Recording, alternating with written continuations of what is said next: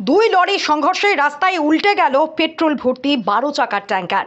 ঘটনা শুক্রবার বাগবাসা থানা এলাকার শনিছড়া গ্রাম পঞ্চায়েতের 5 নম্বর ওয়ার্ডে আসাম আগরতলা জাতীয় সড়কের উপর।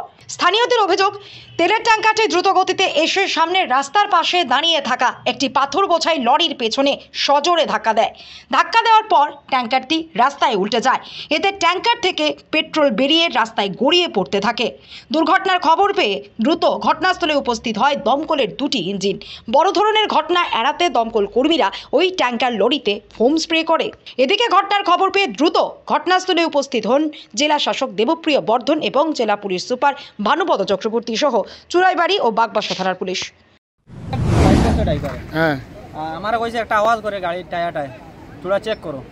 আমি চেক করাত লাগছি আর ড্রাইভারটা ফেসা করাত গেছে, আর এই গাড়িটা তো স্পিডে আইছে আর আবার পরে আমি তারা কইছি ওই গাড়িটা মারবো রে। আমার গাড়ি রোড থেকে লামাইয়ে রাখা, এরপরে কইতে না কইতে ওই পিছনে মারছে। মারার পরে এই ডাইন সাইড লইয়া একদম সিঁড়িয়ে বেড়িয়ে সামনের কেবিন পর্যন্ত সিঁড়িয়া লইয়া গেছে না। এখানে মারিয়া হে গাড়ি কন্ট্রোল করতে পারছে না, নিয়ে পালাইছে। কত স্পিডে লোড গাড়ি কন্ট্রোল না করতে পারছে, গিয়া স্পিডে গাড়িটা পালাইছে। আপনি কি গাড়ির ড্রাইভার নাই, আমি হ্যান্ডিম্যান বলতে আমার বাইক গাড়ি, আর আমি লোকে থাকি। কি নাম? আমার নাম উবাইদুল্লাহ। কোথায় বাড়ি আপনার? আমার বাড়ি পাতামালি।